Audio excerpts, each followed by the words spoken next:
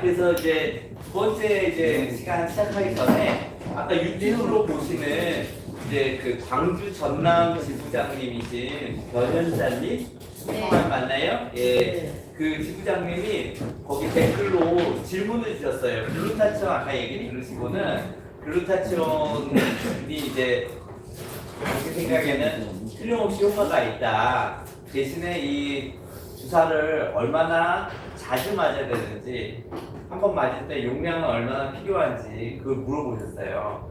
먼저 첫 번째, 글루타치온은 요즘 뭐 그런 TV 광고에도 보면은 이 먹는 걸로 많이 이렇게 팝니다. 어떤 데는 뭐 혀 밑에 넣는 필름 같은 걸로도 팔고 그렇습니다. 그런데 이제 글루타치온 성분이 아까 전에 뭐라고 했냐면 항산화제라고 하죠. 근데 이제 항산화제이기 때문에 보면은 이제 환원형이라는 모양으로 만들어져 있습니다.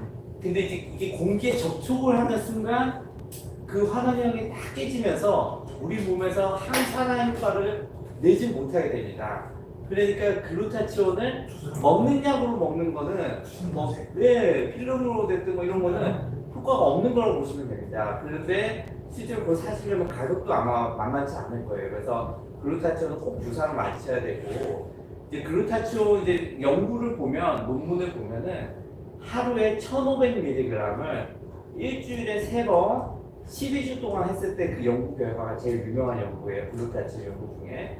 그렇게 했을 때 파킨슨병 환자들한테 증상 호전 효과가 있었다라고 한 거기 때문에 사실은 12주 이상 더 장기간으로 하는 거에 대한 거는 근거가 좀 부족하기는 해요. 그래서 이제 저희들이 이제 하다 보면 사실 12주 이상 하게 되죠. 이제 3개월 이상 맞게 되죠. 왜냐면 한 달에 한 번씩 할 때마다 맞춰드리고 하는데, 근데 실제로 뭐 어떤 부작용도 없고, 또 맞았을 때 그 환자분께서 저한테 얘기해 주신 큰 문제 없이 오히려 낫다 그러면은 계속 맞자라고 얘기를 하고요. 근데 일주일에 3번 맞는 거는 아무리 생각해도 너무 병원 자주 가기 어렵지 않습니까? 근데 제가 맞춰주는 분들 보면은 한 달에 한 번만 맞아도 충분하기 때문에 저는 뭐 일주일에 3번 뭐 맞을 수 있으면 맞아도 되지만 그렇게 가는 건 현실적으로 어려우니까 한 달에 한 번, 조금 더 효과를 더 보고 싶다 그러면 일주일에 한 번씩 가서 맞으시면 좋겠다, 이렇게 말씀을 드리고요. 이 글루타치온 이제 우리나라에 나오는 그 주사제 제형이 하나당 한 병당 600mg짜리가 나옵니다. 600mg. 그럼 아까 전에 연구에서는 한 번 맞을 때 1,500mg이라고 하지 않습니까?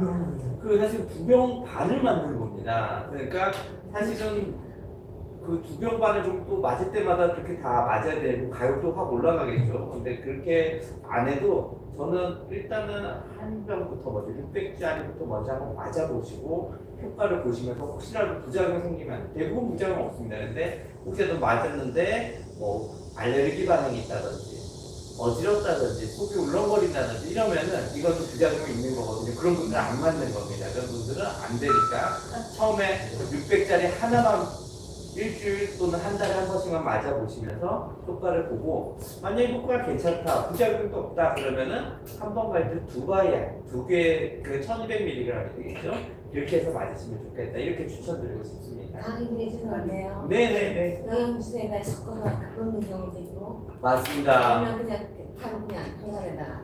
네, 보통 맞고 나면요, 다른 분들은 한 30분만 해도 되게 좋아집니다 라고 얘기하시는 분도 있고요. 영양제 섞어서 맞는 거 그냥 그거만 그런. 예, 이거는 아까 전에 말씀드렸다시피 최대한 공기에 노출 안 되는 약이어야 됩니다. 그러니까 안 되어야 되는 약입니다. 그러니까 바로 그냥 영양제 맞고 있는데 옆에다가 바로 그냥 슈팅으로 저희가 바로 넣는다 그러거든요. 섞지 말고 그렇게 하는 게 훨씬 좋습니다. 예.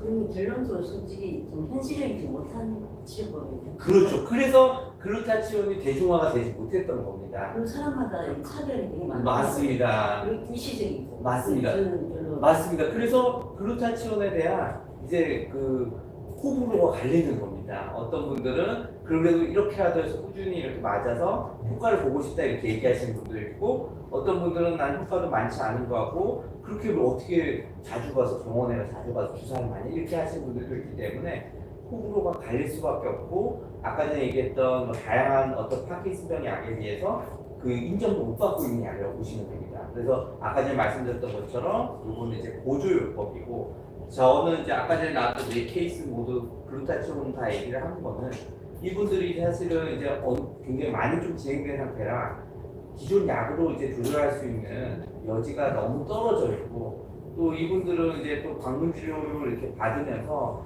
다른 조금이라도 뭐 또 다른 치료 여기 와서 또 해줄 수 있는 치료가 없는지 이런 것들을 이제 찾으시니까 글루타치온 주사가 이제 이분들한테 맞았던 거죠. 그러니까 우리 한의원님들처럼 오늘 오신 한의원님들처럼 거동이 조금 더 확실하신 분들은 한번 적은 용량부터 한번 시도를 해보고 거기에 대해 효과 부작용을 경험한 뒤에 계속 할지 말지 판단하셔도 돼요. 적은 용량에는 600부터 시작이. 네, 600입니다. 하나짜리. 예. 근데 실제 적은 용량이 수는 없고 저보다 1,200 정도 이상. 근데 보통은 그런 분들도 처음에는 적은 용량으로 시작했을 겁니다. 대부분 의사 선생님들이 바로 처음부터 2개씩 시작하지 않습니다. 일주일에 한 번. 네, 일주일에 한 번. 네. 아니, 일주일에 한 번 힘들다 그러면 한 달에 한 번도 괜찮습니다. 네. 그래서 좀 이제 사실은 이제 두 번째 내용은 그럼 파킨슨병을 어떻게 치료할까 이 내용인데 그러다 보니까 이제 글루타치온 얘기도 나오지만 사실은 글루타치온보다는 지금 나오는 약들이 훨씬 더 오래된 연구들이 있고 효과도 더 많고 또 잘 조절해야 되는 약인데 이제 우리가 어떤 상업적 TV 어떤 프로그램이나 광고나 이런 걸 보다 보니까 글루타치온 말씀드리면 다들 이렇게 조금 궁금해 하시는데 근데 어쨌든 궁금해하는 질문에 답은 드렸지만 사실은 더 중요한 내용은 이제부터 나오는 내용입니다. 자, 이제 요거 영어로 나오면 좀 어려운데 제일 위에는 파킨슨니즘이라고 해서 파킨슨병과 비슷한 증상을 나타내는 걸 다 얘기를 하는 겁니다. 그래서 우리말로 하면 파킨슨증이라고 합니다. 파킨슨증은 이제 둘로 나뉘는데 하나는 뇌 안에 1차적인 어떤 변화가 생겨서 그것 때문에 생기는 파킨슨증이 있고요. 뇌 안에 다른 병이 있어가지고 이제 생기는 2차적으로 생기는 파킨슨증이 있습니다. 1차적으로는 여러분들이 제일 잘 아는 파킨슨 병입니다. 요 이디오파틱이라는 건 뭐냐면 우리말로 하면 특발성이라는 겁니다. 특발성 파킨슨병. 우리가 아까 얘기했듯이 파킨슨병은 뇌에서 가운데 있는 흑색질이라는 부분이 있는데 그 흑색질이 이제 노화가 돼서 생기는 거라고 했죠. 그래서 이 파킨슨병. 그 다음에 비전형적 파킨슨 증상 중에 아까 얘기했던 파킨슨 증후군들이 나오는 겁니다. 아까 MSA가 다계통 위축증이라는 게 있었죠. 이름 뭐 어렵지만 PSP, DLB, CBD, SCA 이런 것들이 그 비전형 파킨슨 증상인데 이런 것들하고 요게 차이는 뭡니까? 얘는 흑색질이 태아가 돼서 파킨슨 병을 일으키는 도파민이 이제 부족해서 생기는 거고 얘는 도파민은 잘 나오는데 도파민을 받아들이는 도파민 수용체가 약해져서 생기는 거니까 따라서 얘는 도파민을 쓰면 잘 듣는데 얘는 잘 안 듣는다 이런 특징이 있습니다. 또 두 번째는 다른 이유 때문에 이건 혈관성 파킨슨증이라고 합니다. 이거는 약물 유발성 파킨슨증이라고 합니다. 이건 뇌수수증입니다. 이건 감염병입니다. 이건 어떤 외상에 의해서 생기고 아니면은 뇌 종양이 있어가지고 생기고 아니면 독성 물질이 생겨가지고 생기는 파킨슨병입니다. 그럼 이걸 또 잘 구분해야 되는 이유가 뭐겠습니까? 파킨슨 증상이 보인다고 해서 무조건 도파민만 써보자. 그럼 되겠습니까? 혹시나 다른 2차적인 원인이 있는지 잘 찾아봐야 됩니다. 만약에 이런 원인들이 있다면 도파민을 쓰기 전에 이 원인들을 잘 교정을 해줘야 파킨슨 증상이 좋아지겠죠. 근데 어쨌든 우리가 파킨슨병이라고 진단받은 거는 이런 2차적인 원인도 없거나 거의 영향이 미미하고 이런 파킨슨 증후군도 아니고 도파민이라는 약제가 잘 듣는 요 IPD의 가능성이 높다라는 것을 의미를 하는 겁니다. 그래서 여러분들 대다수는 거의 모두는 아마 IPD 환자실 겁니다. 그래서 이렇게 하면 이런 상이 있으면 좀 전에 그 예. 데로드 인디스라고 있었어요. 예 맞아요. 예. 제가 그 배우거든요. 아. 스테로이드를 많이 쓰고 난 다음날 네. 내가 왼쪽이 힘이 딱 빠져버렸어요. 지금은 그러면 스테로이드 안 쓰고 있습니까? 안 쓰죠. 그때는 뭐 때문에 쓰였습니까? 그때 어디가 아파가지고 네. 의사가 그 뭐지 되게 센 거를 6개월 한 번 주사를 한 번 넣더니 네. 30분 주시더라고요. 네. 성질이 너무 많잖아요. 네. 한 25일치 먹다가 네. 말았는데 그 다음날부터 이게 침이 쫙 빠지고 못 움직였어요. 지금은 어떻습니까? 스테로이드 지금은 전혀 안 쓰시는데. 안 쓰는데도 면역력이 안 좋아요. 왼쪽만 안 좋고 근데 그래요? 굉장히 오른쪽도 같이 제가 하고 있어요. 그러면 그때보다 좋아지긴 했지만 아직도 조금 약하신 상태입니다. 않습니까? 그렇죠. 약을 먹으면 좋죠. 그러면은 이럴 때 이제 파킨슨병 도파민 약을 이제 드시고 있는 거죠. 네. 이럴 수도 있을 것 같습니다. 이제 선생님 같은 경우에는 아마 조금 아까 좀 다시 돌아갈게요. 아마 요 IPD에 약간 뭐가 특징을 가지고 있었을 겁니다. 그런데 이제 그때 어떤 스테로이드가 아마 유발점이 됐을 수 있었을 것 같습니다. 그래서 보통 일반적으로 요 특징이 없으면 스테로이드 원인이 되는 스테로이드만 끊으면 그냥 파킨슨병 약을 치료하지 않아도 보통은 좋아집니다. 근데 이제 그때가 유발된 것들이 남아있기 때문에 파킨슨병 약은 조금 지금도 필요한 상황일 거라고 추측이 됩니다. 원래 나중에 나이가 들어서 파킨슨이 걸릴 수 있는데 그렇죠. 갑자기 스테로이드 많이 복용하는 바람에 네. 빨리 당기졌대요. 네, 그게 그 얘기입니다. 그래서 결국에는 아마 그런 특징을 가지고 있었기 때문에 이제 어쩔 수 없이 요구에 좀 드럭 인듀스가 시작이 되었지만 앞으로도 조금 관리 좀 받아야 된다 이렇게 생각합니다. 자, 그래서 그러면 어쨌든 그래서 저쪽에 IPD에 해당하시는 분들을 어떻게 약물 치료할 것이냐 이거를 이제 잘 살펴보겠습니다. 이걸 이제 잘 살펴봐야 되는 이유가 이제 우리 환우님들이 보시다 보면 약 이름을 보면서 이게 무슨 약인지 무슨 약인지 구분하기가 어렵고 그냥 다른 데 카페에서 내가 이번에 약을 이런 식으로 썼더니 좋더라 이런 얘기를 이제 들으시니까 이제 그러다 보면은 이제 자꾸 처방한 대로 약을 안 먹게 되고 약을 좀 엉뚱한 약을 또 먹게 되고 이 병원에서 약을 탔는데 또 저 병원 가서 또 약을 타게 되고 이렇게 되니까 결국에는 의사들이 누가 책임지고 잘 이렇게 처방을 해드리기가 좀 어려워지는 그런 상황이 됩니다. 그래서 제일 좋은 거는 오늘 이제 내용을 숙지하고 계속 나를 이제 주로 치료해 주시는 의사 선생님들하고 잘 얘기를 하는 것이 중요합니다. 제일 중요한 약은 레보도파입니다. 레보도파. 이제 뭐 우리가 아까 전에 계속 나왔던 퍼킨, 명도파, 지금은 안 나오죠. 마도파 이런 약들이 레보도파입니다. 이제 가장 효과적인 치료제고요. 또 이제 이거를 이제 그러면 처음부터 빨리빨리 쓰면 좋을 것 같은데 라고 우리가 생각하시지만 문제는 레보도파를 너무 어렸을 때부터 그러니까 너무 나이가 들지 않은 상태부터 이거 장기간 써야 되는데 장기간 쓰고 있다 보면 레보도파에 의한 부작용인지 아닌지는 알 수가 없지만 나중에 어떤 오프 증상도 잘 오고 그다음 약물 유발성 이상 행동 증상도 잘 오기 때문에 일단은 치료 시작 전 환자의 연령 그리고 또 증상이 얼마나 되는지 보면서 고려해서 약제를 선택을 해야 됩니다. 또 그리고 각 약물들의 발생 가능한 다양한 부작용 그리고 도파민 장기 치료 부작용을 우리 의사 선생님도 미리 알고 있어야 되고 환우님들도 알고 있으면 더 좋겠죠. 약물 치료로 충분한 조절이 이제 제한이 오는 경우들이 올 수 있죠. 그리고 또 장기적으로 쓰다 보면 부작용이 올 수 있기 때문에 그럴 때는 뇌신부 자극스, 뭐 DBS라고 얘기 들어봤을 겁니다. 그런 어떤 수술적 치료도 고려를 해야 된다. 이게 결국 어떤 일반적인 원칙입니다. 그리고 또 파킨슨병에 많이 쓰는 약이 이런 겁니다. 도파민을 직접 우리가 늘려주는 거죠. 그걸 이제 도파민성 약이죠. 그래서 레보도파, 도파민 효연제, 아까 전에 얘기 나왔던 뭐 리킷, 그다음에 뭐 프라미팩솔 뭐 이런 것들입니다. 마오이입니다. 이건 도파민을 분해하는 효소인데 이걸 억제하는 약. 아까 전에 뭐 말씀드렸지만 뭐 아질렉트 뭐 이런 겁니다. ATP나 뭐 이런 겁니다. 그다음 콤트 이니비터는 뭐냐면은 이제 도파민을 또 분해하는 효소가 마오 말고도 콤트라는 또 효소가 있습니다. 이걸 또 하는 건데 요게 이제 보통은 이제 도파민 약하고 같이 쓰게 됩니다. 그래서 도파민의 어떤 작용 시간이 길어지게 하는 건데 예를 들면 뭐 스타레버 들어보셨을 겁니다. 뭐 온젠티스 뭐 이런 거 이런 약입니다. 그거는 도파민을 직접 건드리는 건 아닌 비도파민성 약물인데 이게 항콜린 약입니다. 뭐 벤질트로핀 같은 약입니다. 그 다음에 아만타딘 요거는 원래는 도파민 약으로 나온 게 아니고 옛날에 뭐 감기에 쓰는 항바이러스 약물로 나왔는데 이상하게 효과가 왜 나타나는지 모르겠는데 특히 떨리는 증상에 조금 더 특화가 돼서 더 좋아지는 그런 약이 있습니다. 크게 보면 이런 식으로 되어 있고요.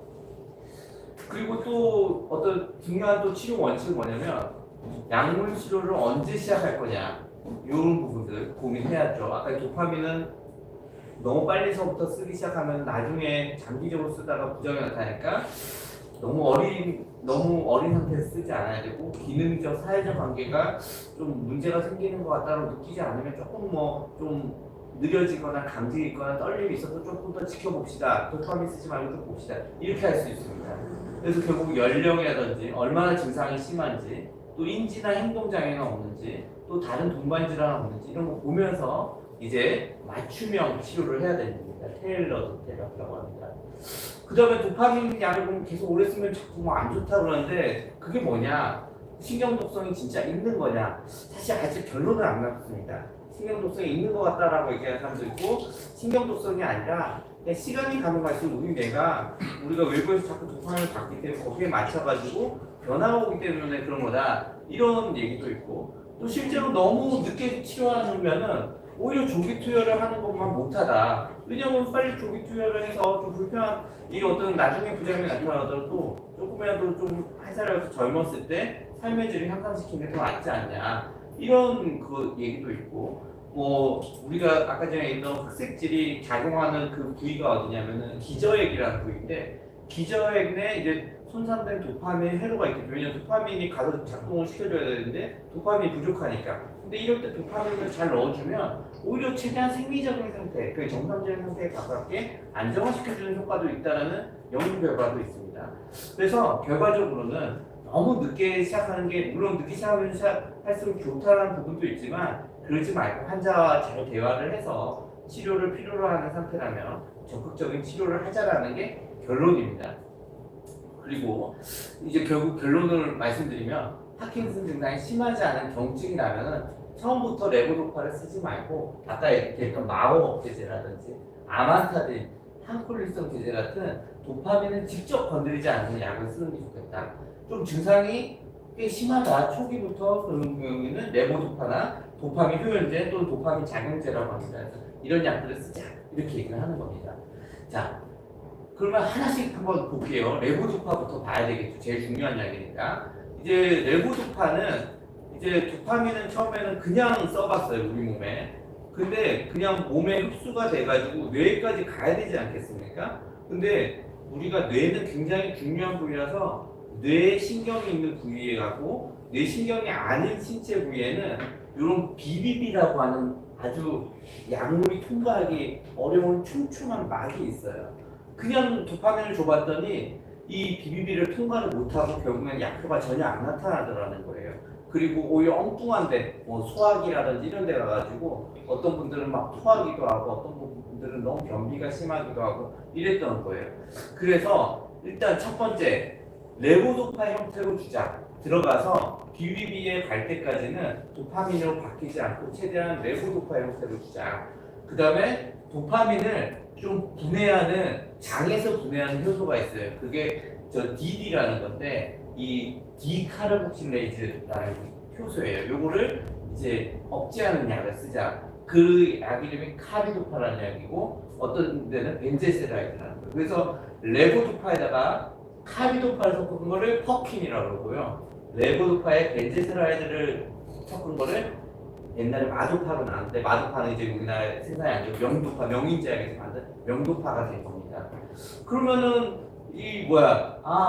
이렇게 해봤더니 레보도파가 도파민으로 변환되지 않고 장에서 잘 흡수가 돼서 최대한 이 BB까지 가게 통과시키게 만드는 농도를 충분히 유지를 할 수가 있구나. 그렇게 했더니 처음에는 그냥 도파민만 줬을 때는 효과가 없었는데 레보도파에 이 효소 억제제까지 넣었더니 이제 도파민 그 파킨슨병 증상을 완화시켜주는 효과가 나온 거구나 이렇게 나온 겁니다. 그러니까 근데 어떤 분들은 이 카비도파를 섞은 퍼킨이 효과가 있고 어떤 분들은 벤제세라이드를 넣은 명도파가 효과가 있는 분들이 있습니다. 그래서 요거는 조금 사람마다 그게 있어서 처음에 어떤 의사 선생님들은 퍼킨을 처방해 주기도 하고 어떤 분들은 명도파를 처방해 주기도 합니다. 근데 한번 써봤다고 별 효과가 없다고 해서 실망할 게 아니고 한번 이쪽으로 또 한번 치료를 하다가 이 약으로 한번 바꿔보는 것도 방법이고 처음에는 이걸로 먼저 좀 해보다가 좀 효과가 아닌 것 같다 그러면 이걸로 한번 바꾸는 것도 방법이겠죠. 또 어떤 분들은 퍼킨하고 명도파를 한번 같이 써보자 이렇게 해가지고 쓰는 분도 있습니다. 그래서 저도 가끔씩 그렇게 쓰는데 그래서 이런 것들이 약간 어떻게 보면 의사 선생님들이 한번 고민을 해봐야 되는 그런 부분이고 저기 보호자님도 저기 한우님들도 보셨을 때 아 왜 이렇게 비슷한 약인데 두 개를 같이 쓰지 이러면은 아 그런 이유가 있어서 그렇겠구나. 왜 처음에는 비슷한 약인데 퍼킨을 쓰다가 이제는 명도파로 바꿨을까 이런 것들도 생각을 해보시면은 의사 선생님들이 좀 그런 거를 고민해서 이제 결정을 내려주시는 거니까 한번 믿고 얘기하시고 뭐 혹시라도 기회가 된다면 그런 부분 한번 물어봐 주시면 됩니다. 그리고 또 아까 말씀드렸듯이 퍼킨 CR정 같은 그런 서방정이 있습니다. 서방정이라는 거는 늦게 분해가 된다는 겁니다. 이 장에 들어가면 위산 때문에 분해가 되는데 이 위산에 좀 버틸 수 있는 코팅을 보통 해놓습니다. 그러면은 늦게 분해가 되니까 이게 어쨌든 BBB를 통과해서 뇌까지 가는 양을 더 늘려줄 수가 있고 더 길게 해줄 수가 있겠죠.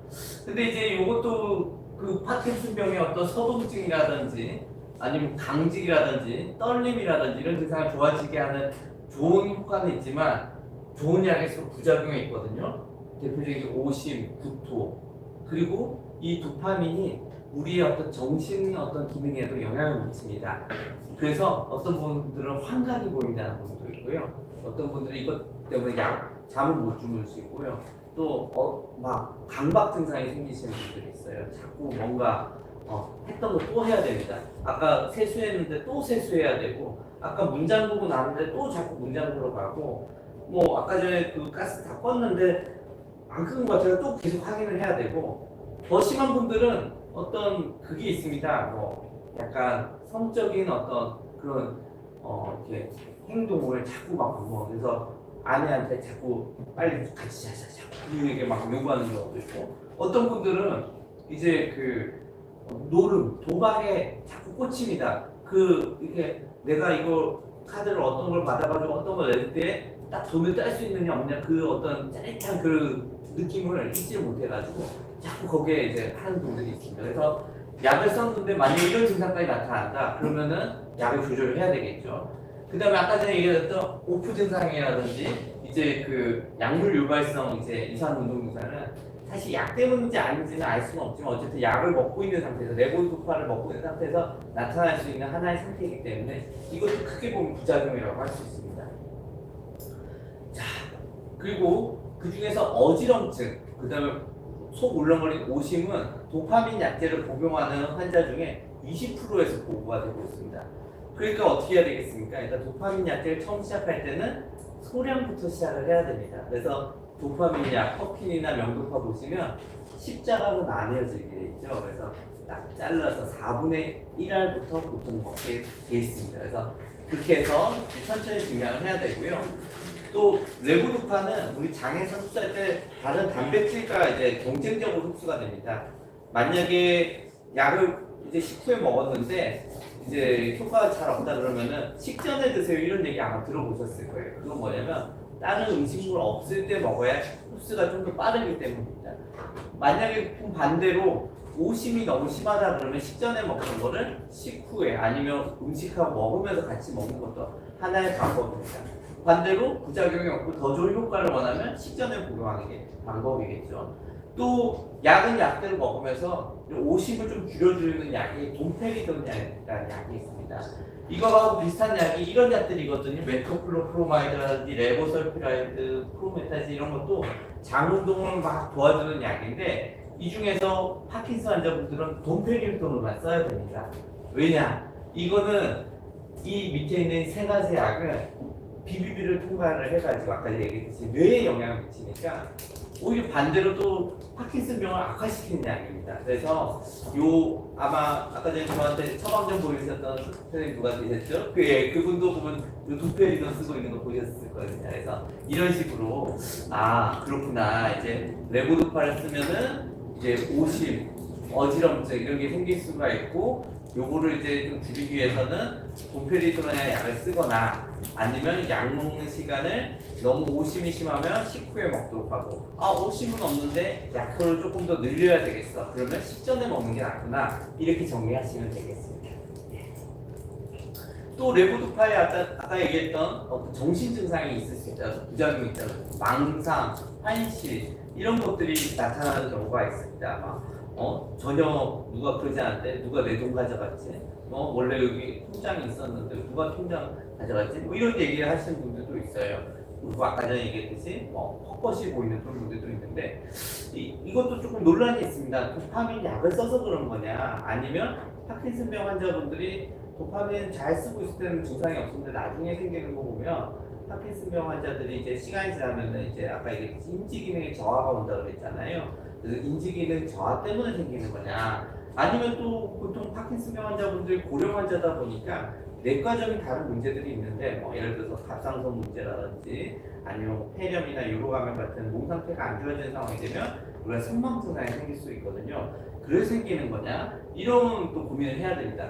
물론 이런 증상들이 나타나면 레보도파 같은 약을 이제 사실 줄이긴 해야 되겠지만 이제 그 레보도파를 줄일 수는 없다. 운동 증상을 조절을 해야 되니까 그때는 이제 레보도파 유지하면서 레보도파에 또 반대되는 약을 씁니다. 아까 전에 카세핀이라는 약을 얘기한 적이 있었는데 그게 요 밑에 있는 쿼티아핀이라는 약입니다. 후에타핀, 세로티핀 이런 약으로 우리 거기에 많이 세로켈 이런 식으로 약제 이름이 많이 나오거든요. 그래서 이런 약을 쓰게 되면 이런 분들은 어떤 도파민 약을 쓰고 있는데 거기에 나타나는 이런 정신 부작용을 좀 줄여주기 위해서 좀 쓰는 거구나, 이렇게 알면 되고, 요 클로자핀은 요 후에타핀보다 훨씬 더 전에 나왔던 약인데 이거는 효과는 더 좋은데 후에타핀보다 이게 치명적인 부작용이 있습니다. 이 약을 먹으신 분들이 한 1000명 중에 한 명, 100명 중에 한 명이 이제 빈혈도 생기고 백혈구 감소증도 생기고 혈소판도 떨어져가 굉장히 치명적인 부작용, 한 번 생기면 대박입니다. 그래서 이런 약은 요즘 잘 안 쓰고 이 약을 좀 많이 쓴다 알고 있으면 되고요.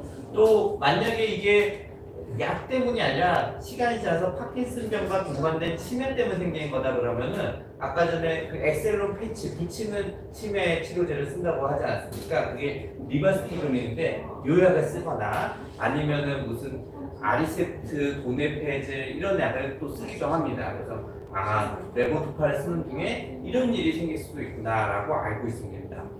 자, 그 다음 봐야 되는 약은 도파민 작용제 또는 도파민 효연제라고 부릅니다. 도파민은 아닌데 도파민처럼 행동하는 약물입니다. 근데 이런 약을 만든 이유는 뭐냐면 아까 전에 그 레보도파를 너무 처음부터 시작을 하게 되면 장기간 쓰게 되면 이런 부작용이 나타나는 것 같으니 도파민하고는 비슷한데 도파민은 아닌 그런 약을 좀 만들어 보면 어떨까 해가지고 만든 게 이 도파민 작용제, 도파민 효연제라고 합니다. 그러니까 어떻습니까?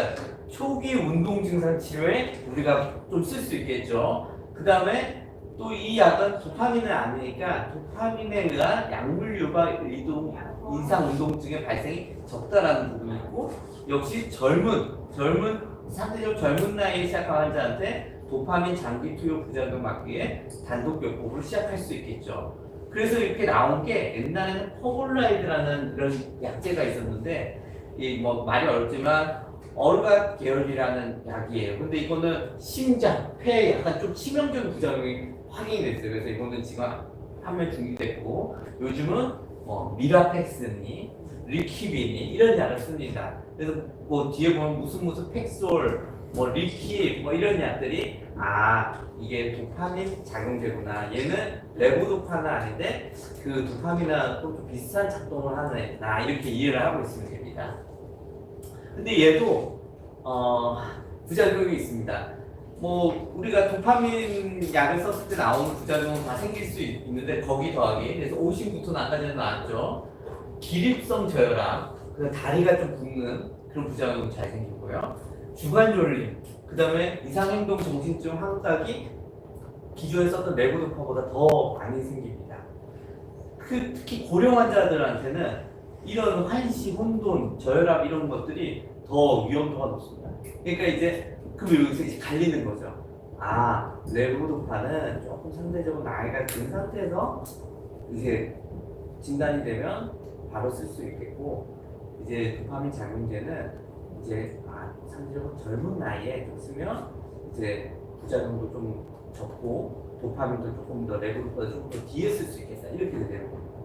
그러면은 이제 약 처방전 보시다 보면은 이 두 가지를 도파민 자극제를 쓰고 있다가 레보도파를 추가한 그런 경우도 있습니다. 그러면 사실은 이게 이 정도 단계가 되면은 글쎄요, 뭐 의사들마다 좀 생각은 다를 수 있는데 제 생각에는 굳이 도파민 자극제를 저는 쓸 필요는 없다고 생각합니다. 그래서 이 정도 그런 정도 단계가 되면 이제 도파민 자극제는 끊고 레보도파만 저는 쓰는 쪽으로 저는 그렇게 처방하고 있어요. 물론 의사들마다 조금 다를 수도 있지만 그 다음에 그 레보도파 투여보다 아까 얘기했듯이 행동 증상 발생 비율이 좀 높다 그랬습니다. 충동 조절 장애가 발생 비율이 높으니까 강박적으로 뭐 필요하지도 않는데 계속 사는 아니면 뭐 자꾸 먹는 도박, 과도한 성충동 이런 게 생길 수 있습니다. 이런 분들이 조금 조기에 발병한 남성이나 우울증이나 과거에도 좀 이런 물질 중독 경력이 있으신 분들은 더 잘 생기니까 이런 분들은 도파민 작용제 쓸 때 늘 조심해야 되고 아예 도파민 작용제를 레보도파로 변경을 하고 또 이런 레보도파를 쓰는데도 만약에 이런 문제가 있다 그러면 요 밑에 나와 있는 이런 약들을 더 쓸 수 있습니다. 그리고 뭐 그 중에서도 아까 얘기했던 아만타딘 이런 약들은 좀 이런 어떤 정신작용에도 좀 부작용을 줄여줄 수 있는 걸로 나오기 때문에 잘 쓰고 이런 약들은 원래는 간질약 옛날에 뇌졸중 약으로 나왔던 건데 조금 사람을 약간 순하게 만들어주는 그런 역할이 있어서 하는데 그래서 저는 일단 아만타딘부터 먼저 써볼 것 같고 만약에 이런 부분들이 좀 증상이 심하다 그러면 이런 약들까지 저는 쓸 것 같습니다. 그리고 아까 얘기했듯이 레보도파보다 기립성 저혈압 발생 비율이 좀 높다고 합니다. 원래 파킨슨병 환자들이 조금 기립성 저혈압 좀 생길 수 있습니다. 그래서 누워 있다가 갑자기 일어나거나 그러면은 막 현기증을 느끼고 막 이런 경우가 있는데 도파민 작용제가 있으면 더 그럴 수 있습니다. 그래서 이 도파민 작용제 쓸 때 이런 기립성 저혈압 증상이 나타나는지 꼭 잘 봐야 되고요.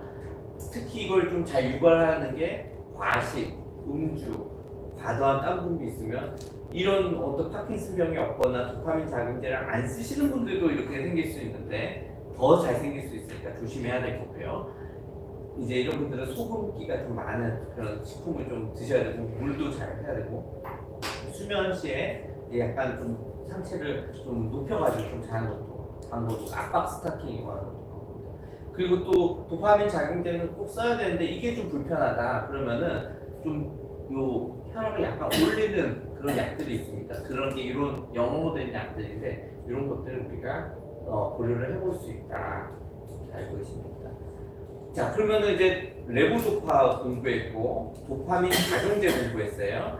근데 이제 그 다음에 공부할 건 뭐냐면 이 도파민의 우리 몸 속에 있는 이 도파민의 이 작동 시간, 남아 있는 잔류 시간을 더 늘려주는 약들이 아까 있다고 했는데 그 약들이 이제 그 효소, 도파민을 분해하는 효소를 억제하는 약들이라고 했어요. 그 중에 대표적인 게 마오비 억제제라는 겁니다. 그래서 마오비라는 건 뭐냐면은 우리가 도파민 같은 이제 우리 몸의 신경 조절 물질을 보면 모노아민 계열이라는 게 있어요. 모노아민 옥시데이즈라는 이 효소를 억제한다는 겁니다. 그래서 대표적인 게 셀레지린, 라사지린, 사피나마이드 이런 겁니다. 제품명은 더 익숙하실 거예요. 마오비, 아질렉트, 아까 전에 선생님 약은 길렉트였죠? 그 다음에 에키피나 이런 약들입니다. 그리고 이 약은 또 그 어떤 도파민의 우리 몸의 도파민의 효과를 늘려주는 어떤 효과가 있으니까 사실은 처음에 레보도파를 시작하기 전에 이 약부터 먼저 그냥 시작을 해도 됩니다. 사실은 이 약부터 먼저 시작을 해보면은 굉장히 초기 환자분들은 레보도파, 도파민 작용제 시작하지 않고도 효과가 좋으신 분들 많거든요. 그래서 이 약부터 먼저 시작하는 경우도 꽤 있습니다. 그렇지만 이 약도 부작용이 있습니다. 두통, 어지럼증, 불면증, 교감신경 흥분 이런 것들이 있습니다. 이게 뭐냐면은 옛날에 요 마오비 억제제를 어디에 썼냐면 우리 우울증 약으로 많이 썼습니다. 우리 우울증을 유발하는 게 세로토닌이 부족해서 많이 우울증이 생기거든요. 세로토닌도 아까 얘기했던 도파민하고 같은 모노아민 계열의 약물입니다. 이런 약들을 썼더니 세로토닌도 증가시키는 효과가 있구나. 그래가지고 이제 항우울제로 쓰던 건데, 그러면은 같은 계열인 이제 도파민도 이제 효과가 상승시키는 효과가 있겠네 해가지고 이제 파킨슨병에도 썼더니 이제 조금 뭐라고 하나요? 우울증과 좀 반대되는 그런 어떤 불면증, 교감신경 흥분, 그다음 혈압 올리고 약간 이런 것들이 잘 생기는 또 부작용이 있습니다.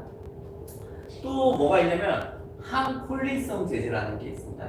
이제 콜린이라는 우리 그 성분이 이제 많아지면은 이제 아세틸콜린이라고 하거든요. 이 아세틸콜린 많아지면은 이제 좀 떨리는 증상이 생길 수가 있습니다. 요거를 조금 줄여주는 약. 그래서 항콜린성 제제라고 하는데 이런 것들이 이제 뭐 이름 들어보셨을 겁니다. TBX, 뭐 벤지트로핀, 프로이머, PK맥 이런 약들이 있습니다.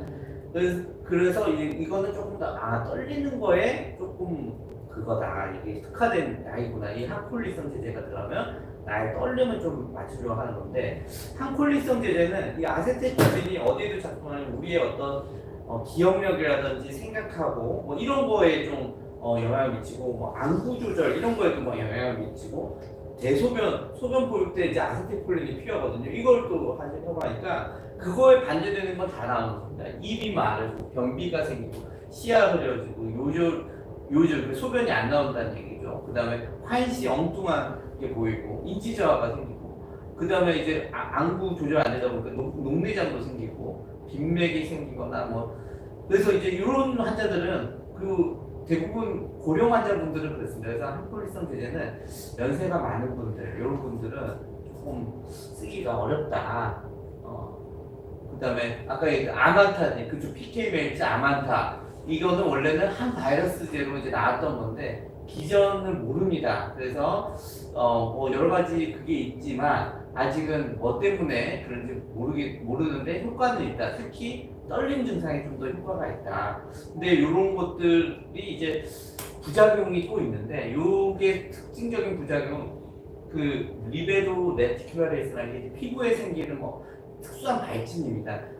이 약 먹고 있는데 피부에 뭔가 이런 게 생긴다 그러면 이 약들을 먼저 의심을 해봐야 됩니다. 그리고 아까 전에 항콜린성 약이다 보니까 항콜린성 부작용도 다 있다라고 했죠.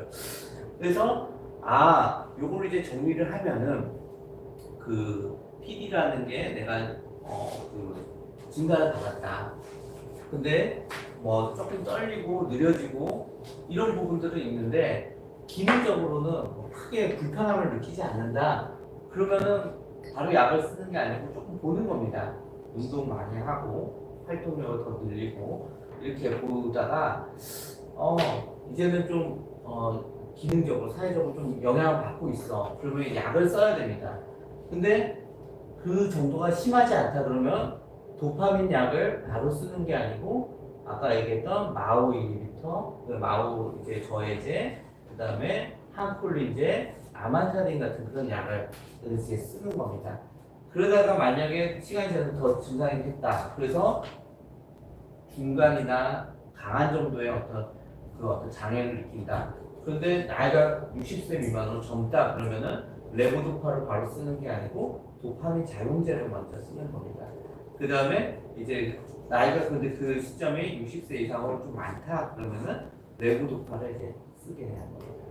이런 식으로 도움을 줄 수 있겠습니다. 그러면 이 약을 쓰다 보면은 환자가 자꾸 상태가 변하죠. 근데 지난번에 왔을 때는 좀 증상이 이거보다 안 좋았던 것 같은데 약을 먹고 좀 조절했더니 많이 좋아졌네.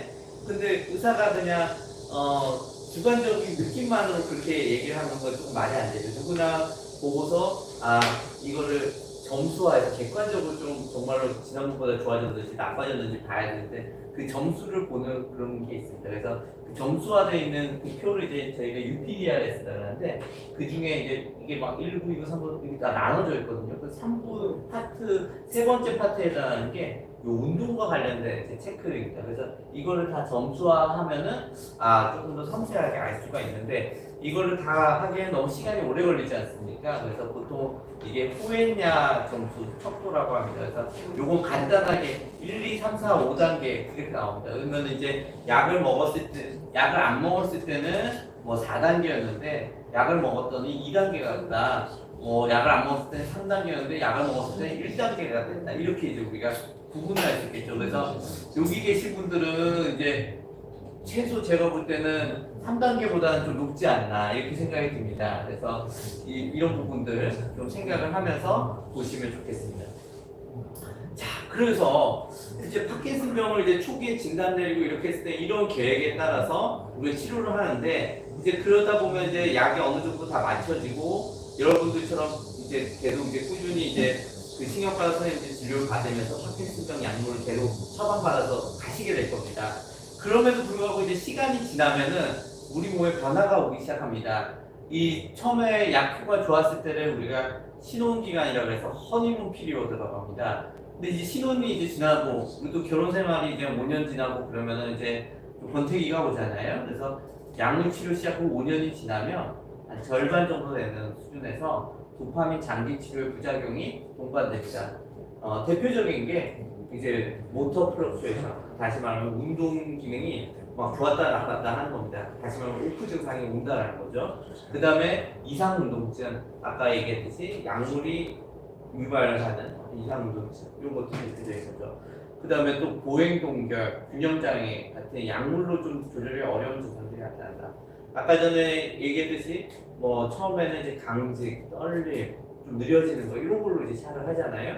이런 증상들은 그 약을 조금 만약에 약을 먹다가 좀 그 부분 나빠져서 약을 좀 늘려면 또 금방 또 좋아지는데 이런 보행 동결 같은 게 한번 나타나면은 사실 좀 어려워요. 그래서 아까 전에 보여드렸던 그 세 번째 케이스 신경이님 같은 케이스가 되게 신기해요. 사실은 처음 제가 봤을 때는 보행 동결이 굉장히 많았는데 많이 좋아진 부분들이 그렇거든요. 그래서 시간을 두고 하여튼 한번 뭐 약을 바꿔서 조절이 안 된다고 해가지고 포기하지 말고 조금씩 약을 더 바꿔가면서 시도를 해보면 좋겠습니다. 그래서 대표적인 게 이제 운동의 어떤 변화가 심해지는 건데 그게 이제 오프 같아요. 오프 증상이 이제 출현한다는 겁니다. 약효 지속 시간이 짧아지고 불규칙해서 하루에 딱 3번만 처방해서 먹으면은 다음 약을 먹을 때까지 문제가 없었고 심지어 밤에 저녁 먹고 아침에 일어나도 큰 문제가 없었는데 5년 정도 지나면은 이게 오프를 느끼시는 분들이 나타납니다. 예를 들면은 몇 시간, 아까 전에 케이스들은 뭐 1시간, 2시간, 3시간 뭐 이 정도였죠. 그래서 이런 것들이 있고 또 온오프가 이제 약효가 다음 약 먹기 전에 약효가 소진되는 그런 대표적인 그런 상황인데 이제 아예 그 뭐 약효 발현이 안 나타나는 경우가 있거나 아니면 약을 먹고 옛날에는 한 2, 30분 바로 나타나는데 그게 점점 나타나는 시간이 느려지는 경우도 있을 수 있고요. 또 이 오프가 원래는 약효가 떨어질 때쯤 나타나는 게 정상인데 시도 때도 없이 나타나는 경우도 있고 그래서 이렇게 뭐 불규칙하게 반복되거나 약효가 사라지는 경우들도 있을 수 있습니다. 그래서 어쨌든 예전만큼 약효가 길고 정확하게 가지 못한다 그러면 나한테 이제 오프 증상이 나타나는구나 이걸 이제 우리가 느껴야 됩니다. 알아야 됩니다. 그다음에 이상 운동증입니다. 대표적인 게 이제 약을 먹고 약효가 제일 좋은 뭐 1시간, 2시간 사이에 이제 내 몸이 마치 춤추는 듯이 막 꼬이고 조금 더 오히려 뻣뻣해지고 아까 전에 뭐 얘기했듯이 뭐 깜짝깜짝 놀라는 것 같은 그런 증상들이 나타납니다. 그래서 이런 것들을 이제 약효가 제일 높을 때 그걸 피크 도즈라고 그러죠. 피크 도즈에 나타나는 이상운동증. 그 다음에 이건 뭐냐 약효가 시작될 때 좀 나타나고 또 사라지기 직전에 또 나타나는 이 두 번 또 그런 이상운동증이 나타날 수 있어요. 그러니까 대부분은 이렇게 약효가 최대치 올라갔을 때 나타나는데 약효가 처음 시작할 때 그리고 사라질 때 좀 나타나는 그런 이상운동증도 있을 수 있구나. 그리고 이런 분들의 특징은 이제 임상 증상 진단받은 지 오래되신 분들 그리고 도파민 약제 치료 기간이 긴 분들 복용량이 고용량일수록 또 젊은 연령일수록 잘 나타날 수가 있다. 그러면은 이렇게 운동이 심하게 변화가 심하게 나타나는 운동 기복 그리고 이런 이상 운동증 어떻게 치료하면 좋냐? 일단은 이게 진짜로 다른 문제가 없는지 알아야 되겠죠. 그러려면은 언제쯤 이런 오프가 나타납니까? 언제쯤 이런 이상 운동증이 나타납니까? 이런 것들을 좀 차분하게 서로 얘기를 하고 확인을 해야 됩니다. 그래서 세심한 병원 청춘의 진찰이 필요하고 그 다음에 약물 복용 시점 그리고 약물 복용한 지 얼마 됐는데 지금 증상이 이 정도구나 이런 거 상관관계를 유치를 해야 되고요.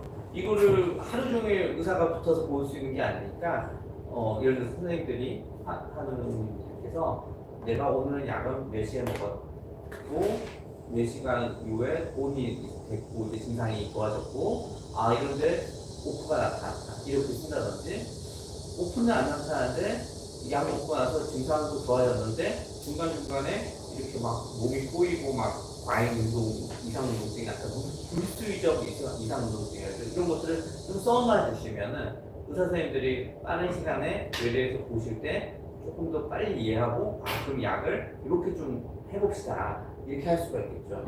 그리고 또 마지막 조건도 사실은 상당히 중요한 건데 이거는 이제 사실은 제가 지난달에 이제 김동희 부회장님 한번 배웠었는데 이제 약을 저는 이상운동증이 너무 심하니까 좀 끊어보자고 얘기를 했습니다. 근데 이 김동희 부회장님은 이상운동증이 있어도 나는 온이었으면 좋겠다. 오프는 너무 싫다. 내가 사회생활 할 수 없다.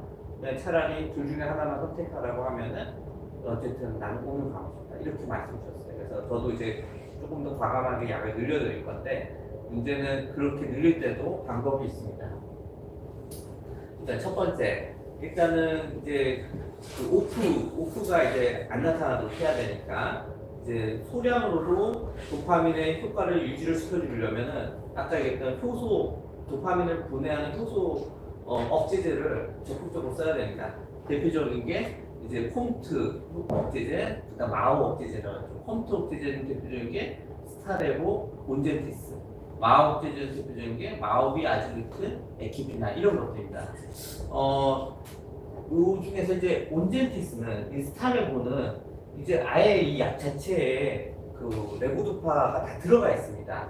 근데 사실은 스타레보 쓰면서 레보도파 약을 안 써도 상관이 없는데 이 약은 온젠티스는 제가 알기로는 지금 대한민국에 나온 제형 중에서는 레보도파가 안 들어가 있는 제형으로 나와 있습니다. 그러니까 레보도파는 안 먹으면서 온젠티스만 먹는다? 그건 좀 말이 안 되니까 이 부분은 좀 주의를 해야 되고 아까 전에 얘기했듯이 이제 초반에 이제 이런 마오 이니비터, 마오 억제제를 먼저 시작을 하다가 이제 그것만으로 안 되니까 이거 끊고 이제 뭐 레보도파로 이제 옮겨서 이제 가시는 분들도 있을 텐데 이렇게 오프가 나타나면 그때 가서 다시 한번 또 이 약을 또 쓰는 것도 하나의 방법입니다.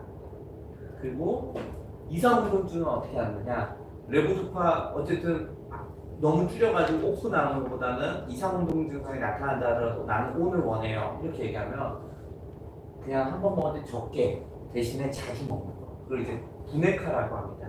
이런 걸 이제 하는 거고 또 아마타딘 아까 전에 그런 왜 효과 나타나는지 모르니까 이 아마타딘 같이 먹거나 그 다음에 항정신병 약물 이거는 도파민을 오히려 억제시키는 거지만 이 레보도파는 필요한데 그것 때문에 나타나는 어떤 정신행동 증상 아니면 이런 이상운동 증상이 있다 그러면은 요 약들을 이제 쓰는 겁니다.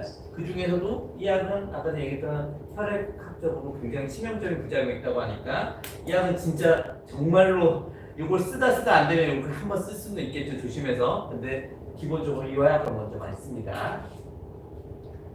그래서 이걸 정리한 표입니다. 근데 이거는 너무 복잡하니까 이거 뭐 다시 보기는 좀 어렵고 어쨌든 이런 식으로 의사들이 좀 이런 부분 특히 우리 신경과 선생님들이 굉장히 또 잘 정리를 해서 약물 치료를 해드리려고 하고 있습니다.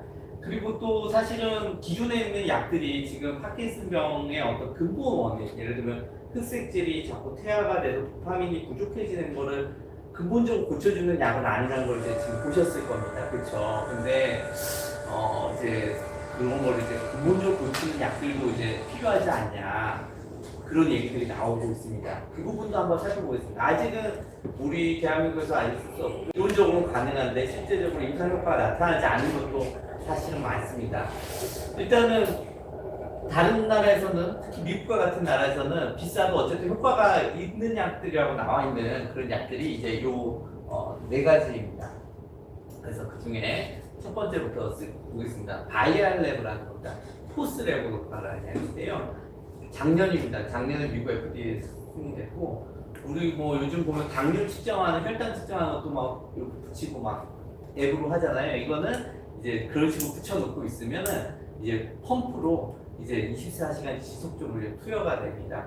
근데 오프 증상을 그러다 보니까 어떻게 보면 아까 전에 오프랑 이상운동증 어떤 감소시켜주는 게 저근육약으로 분해카 자주 먹자 이렇게 얘기를 했는데 약간 굉장히 지속적으로 계속 그 우리 어떤 약물 농도를 유지해주지 않겠습니까? 그러니까 오프 증상도 감소하고 이상 우울증 중에도 효과가 있을 것이다 이렇게 합니다.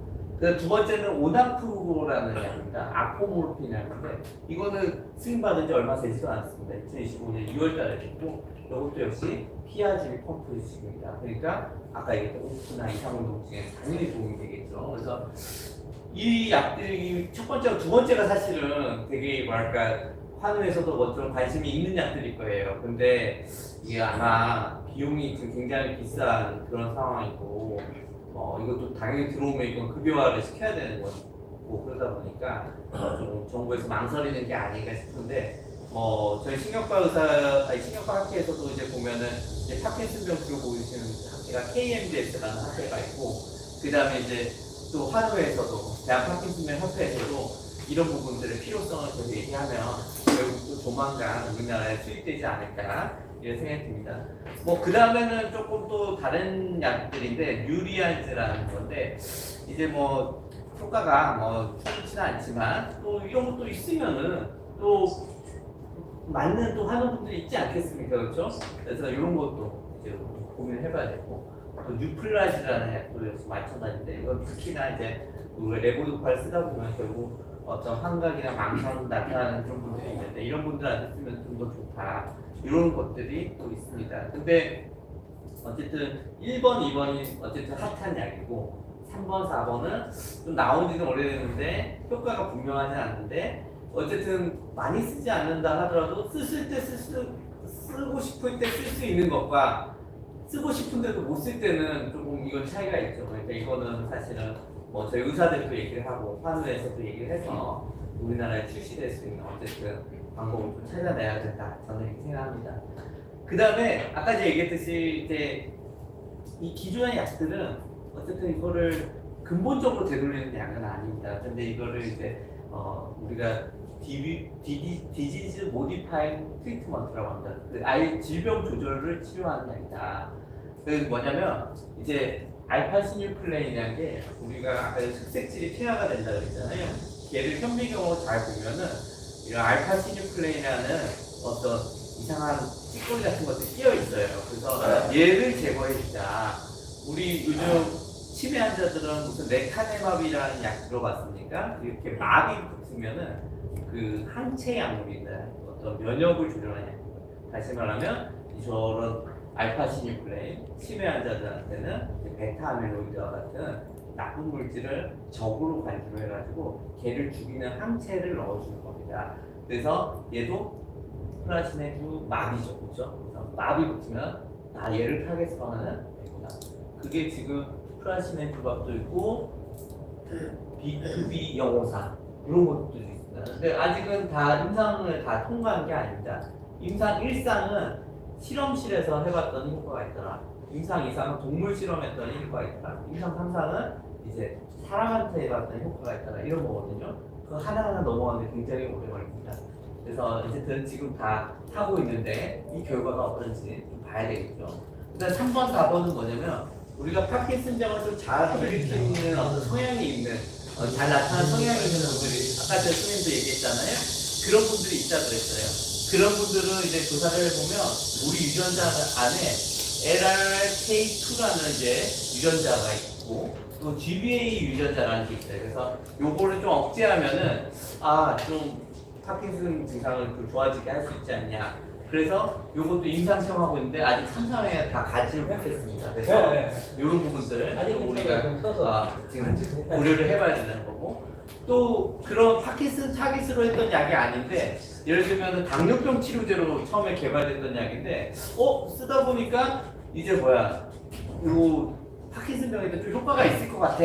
이런 약들이 좀 거론되는 것들이 있습니다. 이제 이런 리시세나타이드, 그 다음에 엑세나타이드 이런 게 이제 GLP-1 그 아날로그 작용제라고 합니다. 그래서 이런 약들이 파킨슨병에도 효과가 있는 것 같아 해가지고 이것도 역시 임상 시험 중인데 안타깝게도 이 엑세나타이드는 임상 3상에서 2025년에 실패한 걸로 나옵니다. 그래서 결국에는 얘는 안 되고 암브록솔은 원래 뭐 폐렴 환자, 기관지염 환자들한테 많이 쓰는 거예요. 가래를 삭혀주는 약이거든요. 진해버담제인데 이 약이 우리가 뭐 그런 얘기 들어보셨을 겁니다. 밤에 잠을 잘 자야 내속 노폐물이 제거되고 그래야지 뭐 치매나 파킨슨병 같은 신경퇴행성 질환도 나가줄 수 있다는데 암소목소리 얘를 좀 제거해주는 좀 기능이 있는 것 같다 이런 얘기를 하고 있습니다. 근데 임상 3상 진행 중이고 만약에 여기에서 효과가 있는 게 발견이 되면 이거는 우리가 충분히 기대할 만합니다. 굉장히 가격이 싼 약이거든요. 이런 애들은 나와도 가격이 엄청 비쌀 거예요. 근데 얘는 기존에 있던 싼 약이기 때문에 이거 약을 만약에 우리 파킨슨병 환자분들도 쓸 수 있다면은 그것도 새로운 희망이 될 거라고 생각합니다. 그 다음에 또 다른 약들이 뭐 또 있는데 뭐 아직은 줄기세포에 관련해 가지고는 아직은 좀 모르겠습니다. 그래서 이제 줄기세포를 도파민 세포로 분화시켜서 우리가 도파민을 이제 이렇게 내뿜는 흑색질 세포가 이제 퇴화된 상태라고 그랬잖아요. 근데 외부에서 줄기세포를 넣고 얘네들이 도파민을 만드는 세포로 발현하게끔 만들어주면 어떠느냐. 다시 말하면 줄기세포 치료죠. 그래서 이걸 뇌에 이식하면 어떠냐. 이런 식으로 이제 해서 나오는 게 무슨 뭐 부프로셀 무슨 이건 한국 기업인데 테드A 뭐 이런 것들이 있는데 아직은 지금 아까 임상 1상입니다. 이거는 아직 동물 실험도 안 겪은 겁니다. 임상 1상이고 근데 반대로 지금 여기는 이제 그래도 다 정식 코스 밟아가지고 어떻게든 효과를 입증하기 위해서 노력하는 데인데 예를 들면 또 그런 광고들 많이 보셨을 겁니다. 뭐 어떤 뭐 병원에서 아니면 뭐 일본까지 가가지고 줄기세포 치료를 합니다. 굉장히 큰 돈을 내고. 그런데 이제 이런 것들은 사실 엄밀하게 얘기하면 전혀 의학적 효과를 지금 증명받지 못했습니다. 그럼 이 사람들은 바보입니까? 이 사람들도 그런 식으로 환자들한테 큰 돈 받아가지고 지금도 하려고 하면 할 수 있는데 왜 그렇게 안 하는 걸까요? 그게 아직 효과를 증명하기 위해서 그만큼 어렵다는 걸 알고 있는 겁니다. 그래서 여러분들이 혹시라도 그런 어떤 광고에 현혹하지 않기를 저는 바라는 마음입니다. 물론 내 돈 내고 효과가 있든 없든 지푸라기라도 잡는 심정으로 뭐 큰 부작용만 없다 그러면 하겠다. 그걸 제가 뭐 강제로 못하게 막을 수는 없죠. 하지만 이런 저희 의학적인 전통적인 어떤 발전에서 봤을 때는 그런 약들은 그런 치료법은 상당히 저는 문제가 있다. 실제로 효과가 있는 사람도 있을 수 있겠죠. 그런데 그 약 때문인지 아닌지 알 수 없는데 굉장히 큰 돈을 내라고 하면서 이걸 광고하는 거는 좀 상당히 문제가 있다. 이렇게 생각이 듭니다. 근데 어쨌든 지금까지 우리가 약에 대해서 굉장히 오랫동안 봤어요. 근데 이렇게 수많은 약물 치료보다도 사실은 또 의학적으로는 더 효과가 있는 치료법은 운동입니다. 운동. 약물 모든 것보다 해보면 수치가 항상 더 높게 나와요. 운동을 한 분과 안 한 분이. 그래서 이제 요분은 이제 충북대에서 신경과 교수님 하시다가 이제 나와서 개업을 하신 분인데 이런 약도 썼더라고요. 그래서 파킨슨씨 우리 함께 걸어 이런 책도 있으니까 한번 기회가 되시면 읽어보시면 좋을 것 같고 여기에는 이제 파킨슨병에 걸린 이제 박휘순님이라는 주인공이 나오고 이제 도와주는 도화민이라는 사람이 나와서 운동하는 법을 알려주는 책입니다. 거기 내용을 보시면 아까 호행야 단계에서 1단계가 제일 좋고 5단계가 제일 안 좋은 상태라고 그랬잖아요. 그 단계별로 이런 운동 목표, 주의사항 이런 것들을 정리해 놓은 표도 있더라고요. 그래서 이 앞에 또 원장님은 그 신경과 교수님은 되게 환자를 사랑하시는 분이다. 이런 걸 정리하기가 되게 어렵거든요. 그래서 이런 것도 하면 되고 요 뭐 사진도 찍으시지만 제가 또 사무국장님께 요 자료를 좀 복사해 드리고 갈 테니까 혹시 뭐 언제라도 보시면 되겠습니다. 그래서 결국 우리가 보면은 약물 치료도 잘해야 되고 운동요법도 잘해야 되고 생활 습관도 개선해야 되고 사회적으로도 여러분 주변 분들이 많이 도와드려야 되잖아요. 그래서 파킨슨병이라는 거는 이렇게 뭐 어떤 하나의 특효약이 있는 병이 아니구나. 이걸 우리가 일단 인정하고 들어야 됩니다. 그래서 이런 부분도 좀 알아주시면 좋겠고요. 또 그러다 보니까 정보가 굉장히 범람을 하는데 이 정보를 정확한 곳에서 우리가 알 필요가 있습니다. 아까 얘기했듯이 그런 어떤 절박한 심정을 이용해가지고 큰 돈을 벌려고 하시는 분들이 또 있거든요. 나쁜 사람들이죠. 근데 그런 걸 정보를 정확하게 하기 위해서 보시면 뭐 파키슨 코리아 네트워크라는 그런 홈페이지도 있고 유튜브에 보면 저희 파키슨 TV에 있습니다. 여기 그 도파민 TV도 있더라고요, 그렇죠? 그러니까 이런 중요한 이제 정확한 정보를 제공하는 곳에서 정보를 얻으시면 좋겠습니다. 파킨슨 질환과 보조제 이런 동영상도 있습니다. 이건 뭐냐면은 아까 전에 얘기했던 글루타치온도 있고 또 뭐 그런 보조적인 요법으로 또 도움되는 거 아니냐 얘기하는 게뭐 고용량, 뭐 비타민 C도 있고 그 다음에 이제 뭐 코엔자임 Q10도 있고 뭐 그렇습니다. 근데 어쨌든 제가 볼 때는 글루타치온은 저는 쓸만하다고 생각을 하는데 어쨌든 글루타치온조차도 사실 엄밀히 얘기하면 효과가 증명돼 있는 약은 아닙니다. 그래서 이런 부분도 우리가 쓸 때 쓰더라도 우리가 좀 알고 써야 된다 이렇게 하시면 되고.